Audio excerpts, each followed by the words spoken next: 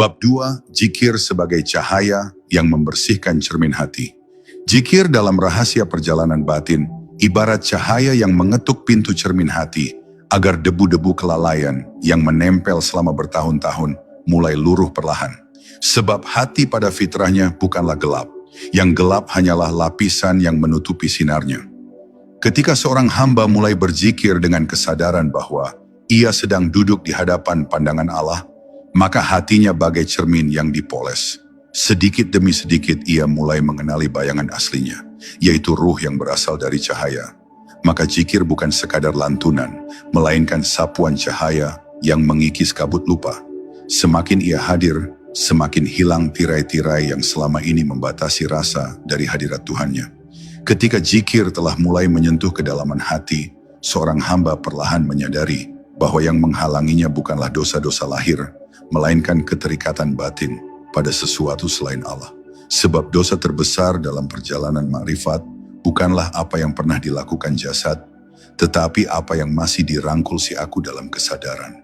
Keterlekatan pada diri, pada kehendak, pada harga diri, pada rasa pentingnya eksistensi.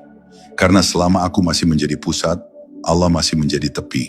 Dan selama kehendak diri masih lebih kuat daripada penyerahan, zikir hanya akan menjadi gema yang tidak pernah sampai ke ubun-ubun ruh.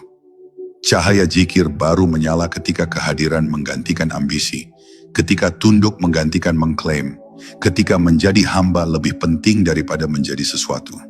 Ada sisi rahasia yang jarang disadari oleh para pencari, bahwa zikir tidak hanya menyucikan, tetapi juga menyingkap. Ia bukan hanya mencuci hati dari kotoran, tetapi juga membukanya untuk menerima sesuatu yang lebih halus dari sekadar pemahaman. Orang yang berzikir sungguh-sungguh lambat laun mulai melihat apa yang sebelumnya tidak terlihat. Kehadiran Allah di balik kejadian, isyarat di balik peristiwa, dan belayan dalam setiap kehilangan. Pada tingkatan ini, zikir bukan lagi alat, melainkan mata batin. Bukan lagi bacaan, melainkan cahaya yang menjelaskan makna keberadaan. Ia tak hanya membersihkan, tetapi juga menuntun. Namun cahaya zikir tidak dapat menetap pada hati yang masih penuh gelombang kegelisahan, sebab cahaya tidak pernah berdiam pada tempat yang tidak seimbang. Maka para arif mengajarkan bahwa sebelum zikir menjadi penerang, ia terlebih dahulu menjadi penenang. Ia meredakan ego, meluruhkan keakuan, hingga hati kembali bening seperti air yang mampu memantulkan cahaya bulan.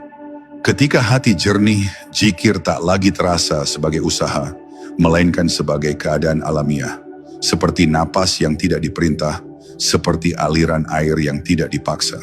Pada tahap inilah zikir menjadi rumah bagi ruh, bukan lagi pekerjaan bagi pikiran. Maka rahasia bab ini adalah bahwa zikir bukan dimulai dari kata, tetapi dari penyerahan. Bukan dimulai dari suara, tetapi dari kehadiran. Bukan dimulai dari gerak bibir, tetapi dari diamnya hati yang rela dibentuk oleh cahaya. Barang siapa berzikir untuk memperindah dirinya, ia hanya menambah kabut. Tetapi barang siapa berzikir untuk melebur dirinya, ia sedang membuka jendela batin agar cahaya kembali masuk. Zikir bukan tentang bagaimana kita menyebut Allah, tetapi bagaimana kita mengizinkan Allah disebutkan melalui diri kita. Bukan tentang bagaimana kita mengingatnya, tetapi bagaimana kita ikhlas dilupakan oleh ego sehingga hanya Dia yang tersisa.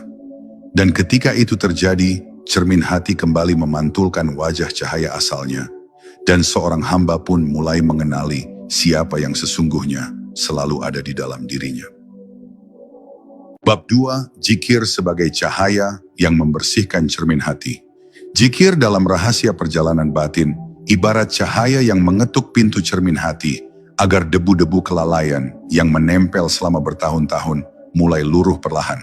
Sebab hati pada fitrahnya bukanlah gelap, yang gelap hanyalah lapisan yang menutupi sinarnya.